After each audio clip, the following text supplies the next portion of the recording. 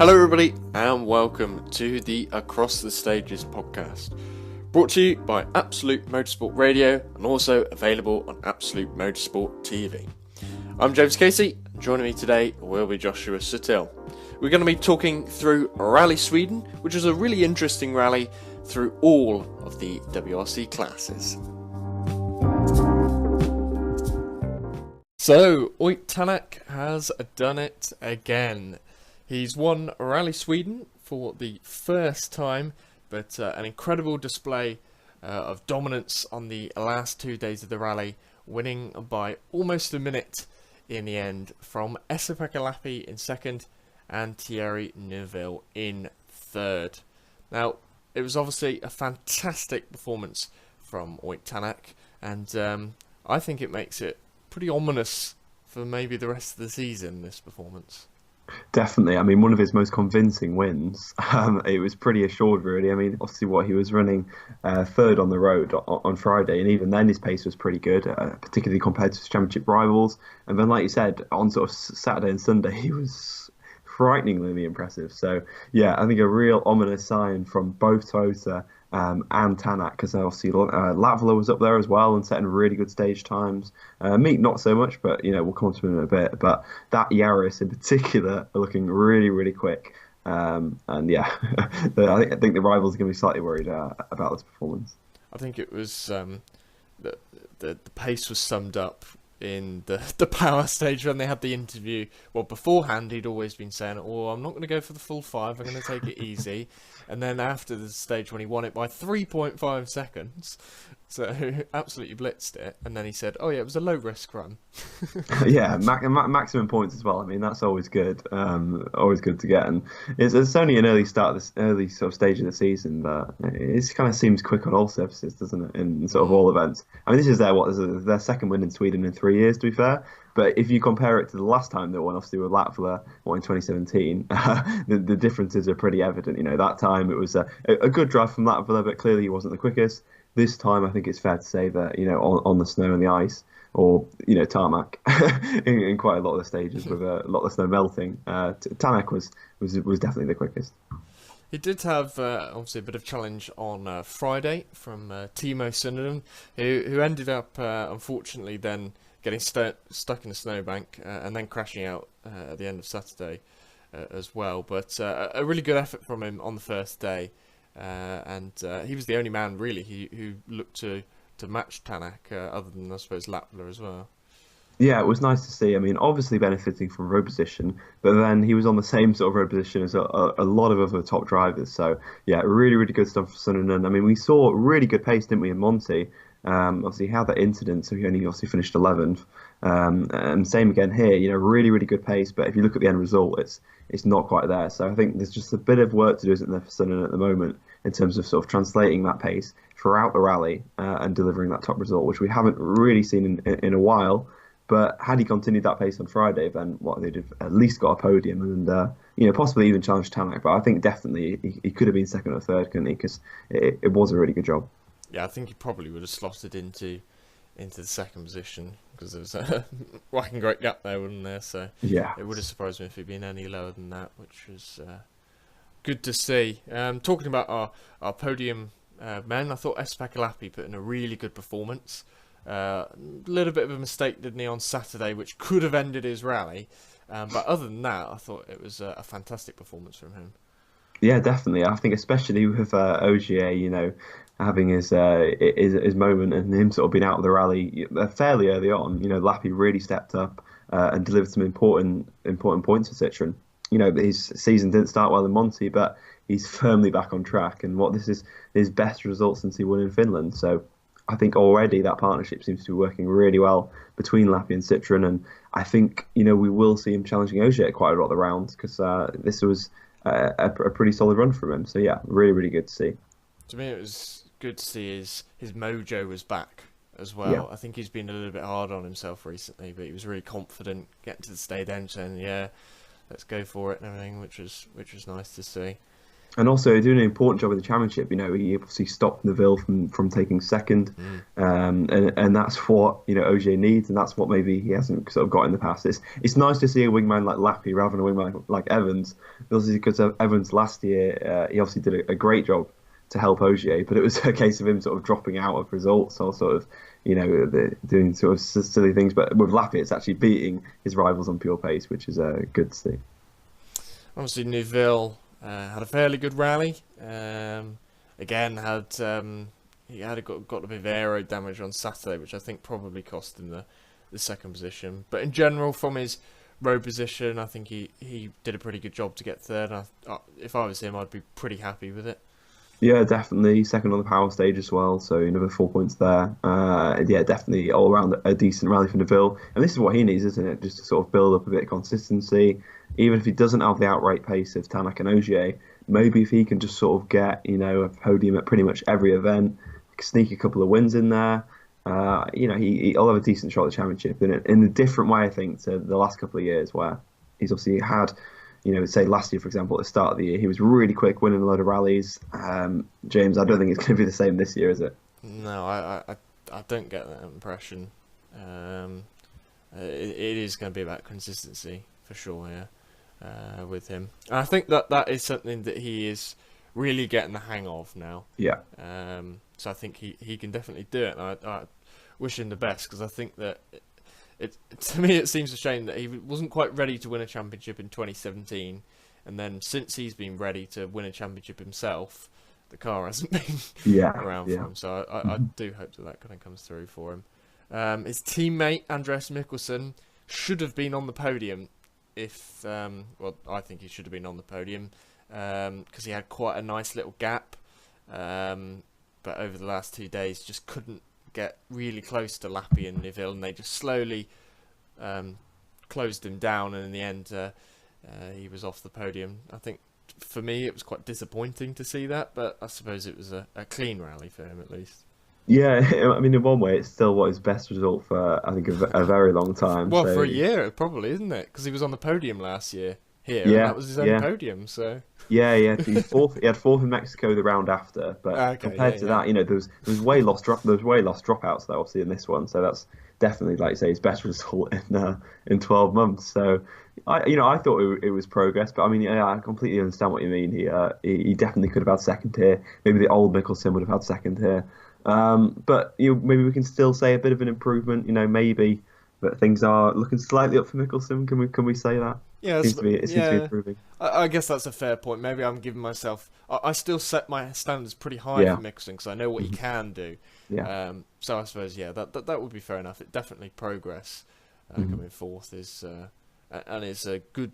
Not a great result, but a good kind of support while for that's the true. Manufacturers, Yeah. which is important. Elvin Evans was fifth, a couple of seconds off Mickelson. He had some very good stage wins on Friday afternoon, which was good to see. But I think he just struggled. He seemed to struggle on Friday and Saturday morning, which kind of costed him any chance at the podium.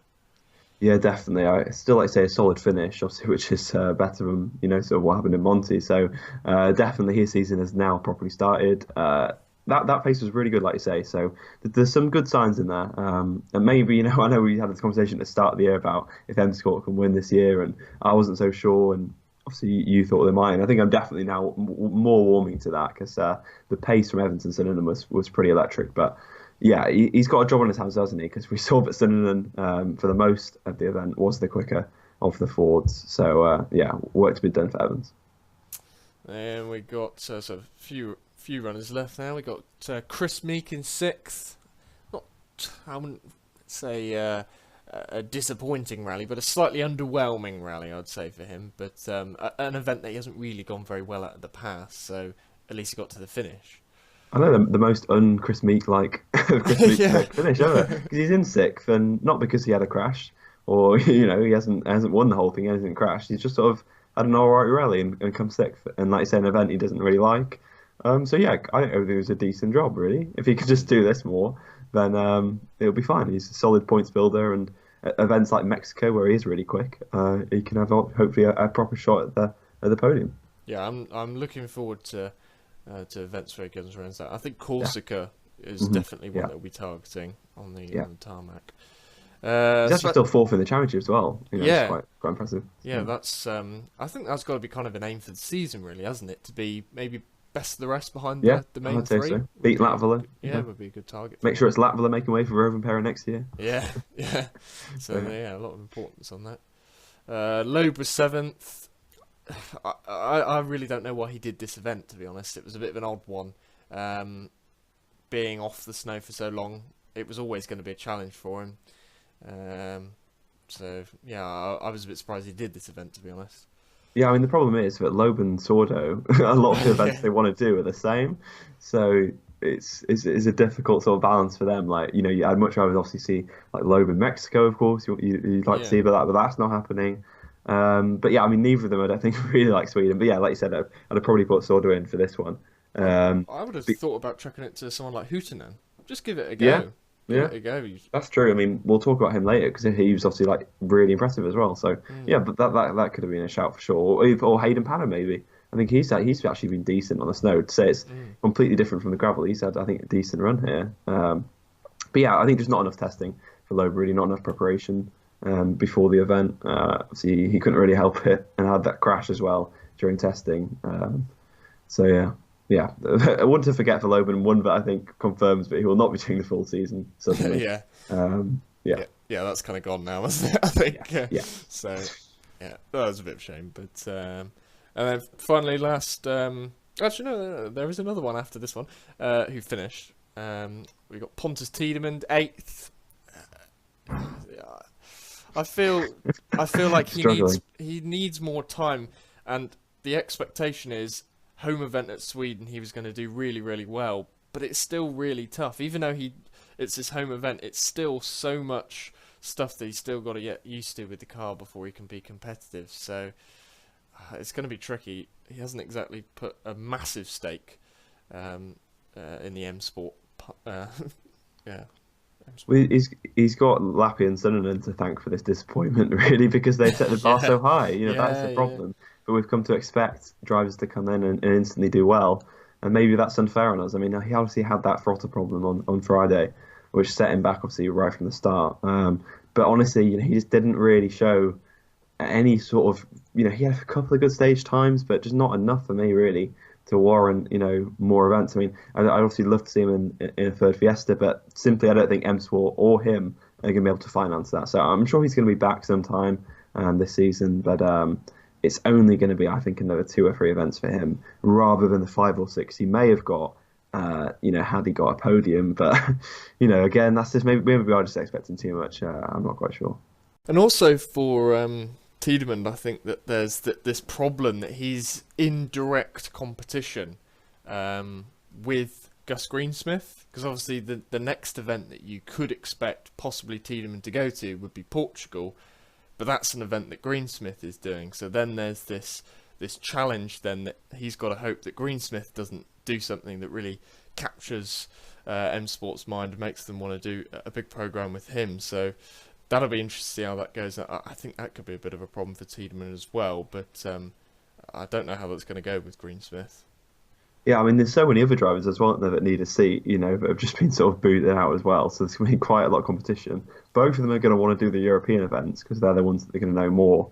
But then also they're the events that are a lot more crowded and a lot more cars are there and they're easy to get lost. And I was really expecting I was expecting Greensmith to do what Tiedemann's done, basically. I thought that was the sort of the level that Greensmith would be at. So maybe I'm wrong on that one as well. Maybe, like you say, Greensmith could possibly get, you know, better than what Tiedemann's achieved. It's going to be difficult to see, or maybe both of them are going to be a disappointment. And you know, not doing anything, then that would be a shame.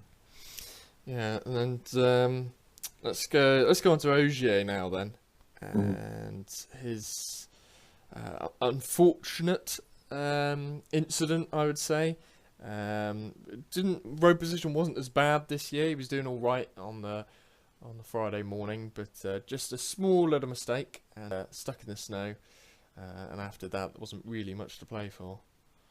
Yeah, it was difficult for Ogier, man. Obviously, I think because of the road position as well didn't help. Like on the power stage, you know, he was pretty stuffed with that. So I think he did quite a good job really to get a couple of points out of that. So he doesn't leave completely empty-handed. But yeah, another bad rally Sweden for Ogier, and I don't think it's really going to make much difference in sort of the long-term championship aspects. It's actually going to give him a decent row position for Mexico, so he's definitely going to be among the favourites for there. I don't think he'd be too worried really with this one. Like I say, it was only a small error, nothing sort of too worrying with that sort of Citroen. Yeah, especially with Lappy getting to the end as well. Among the sort of Ogier retirements, Ogier disappointments, I don't think it's really going to be an important one. No, I agree with that because last year, what did he do? He got 10th, didn't he? So he only got like a point out of it anyway. And then he went on and won the next two events after that. So yeah. helped partly by the fact that he wasn't having to open the road, which TANAK now has to do in Mexico. And it's Mexico as well, which so it's had problems that before. So yeah, he's not too much damage done.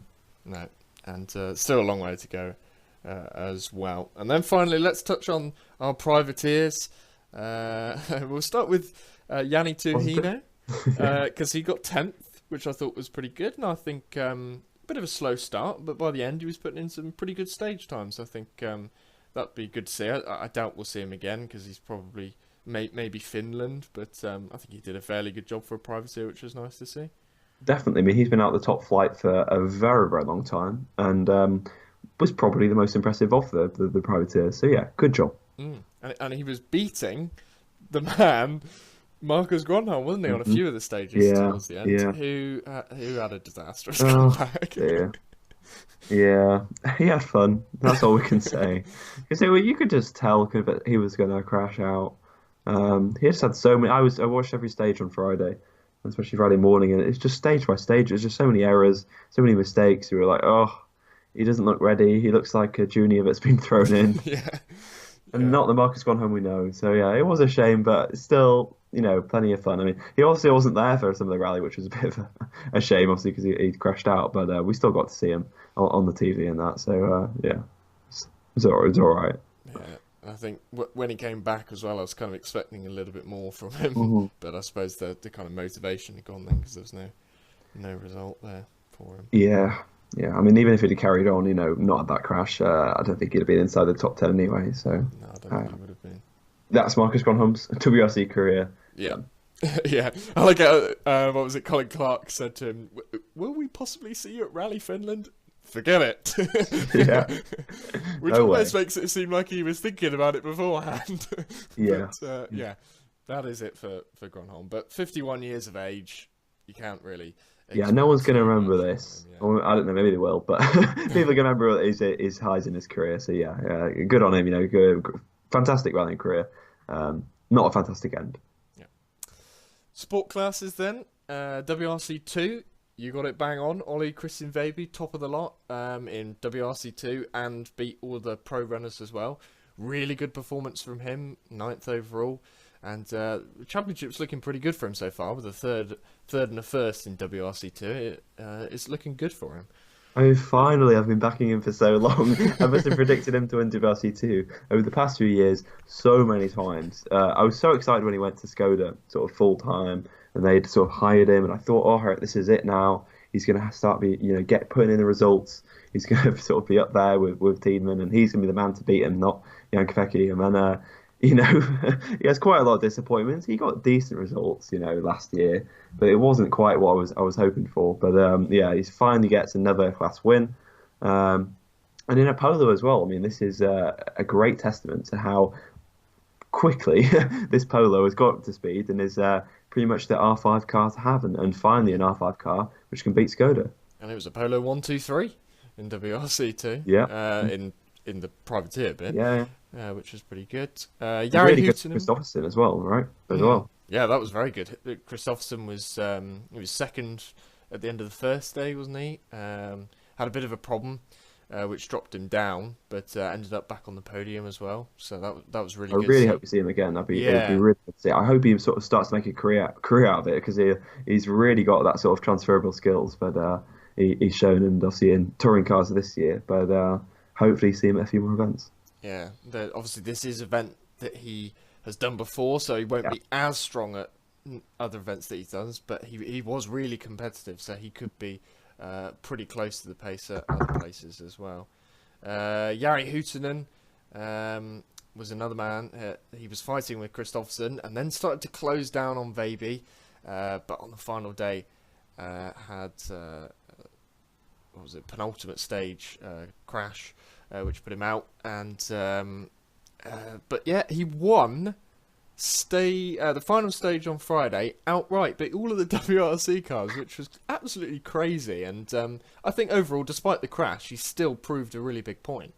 I mean, this is immediately better than anything he ever achieved in that Hyundai, Yeah. which I think there's a lot more about the Hyundai R5 car than Jari Huutunen, because, yeah, what a great performance. I mean, it was such a shame of the incident. It was pretty, unnecessary. He was obviously chasing Veiby and pushing her just a little bit too hard when he should have probably just settled for second.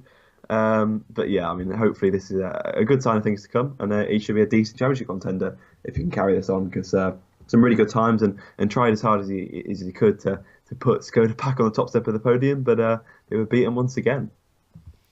In the pro category, yeah, it wasn't a very good round for the pro category.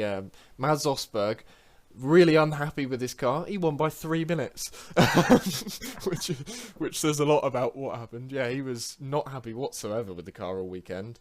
Only saw him smile when he finished the event and he'd taken 25 points. But if he can get that car working, and I think it will work better on gravel and snow, that C3R5, it's good that he's got points out of big points out of an event that didn't really suit the car. Yeah, I don't think it's going to feel like a win, is it, for him? I guess with him being beaten by Veiby as well. I mean, I just really dislike this whole point structure and sort of, championship divide that's going on, really. Because, we need to, I think, make a separate championship. Someone needs to make one where it's just sort of counted on R5 cars, because that will probably give a better picture. Because what if you have like Rovanperä in second place, doesn't quite show the full picture, does it? But yeah, I mean, yeah, good from Mads Rosberg, I guess. It was the best we've seen from that Citroen R5 in quite a while. So be good to see if he can try and get sort of an outright win as well a little bit later in the season, and maybe find his way back into to the main WRC. But I think, James, the bigger point here is Skoda, right? I think they need a return of a certain driver to bring some consistency, to bring some character back, because Rovanperä is fantastic, of course, but actually, as we I think both predicted, really, since the start of the season, he's obviously very fast, but with these events he hasn't really done before, he's crashed out of both of them. You're completely right, and your point as well about the championship and how it's structured. So far, Rovanperä really shouldn't be doing very well, but he's got 2 second places out of nothing, and that's really helping him get away with some really bad mistakes. And yeah, obviously we're talking about the 2018 champion possibly coming back, Jan Kopecki, who they confirmed before the event would only be doing selected rounds, and they might regret that. He's not, obviously he is a bit of a tarmac specialist, but he does bring good consistent pace and results, and they could question whether they've made the right decision here, because Rovanperä hasn't done brilliantly so far. And Eric Vatanen had multiple incidents this weekend as well, so Skoda have got to be careful. They're obviously in a very good position in terms of the car that they've got. Yeah, and, definitely.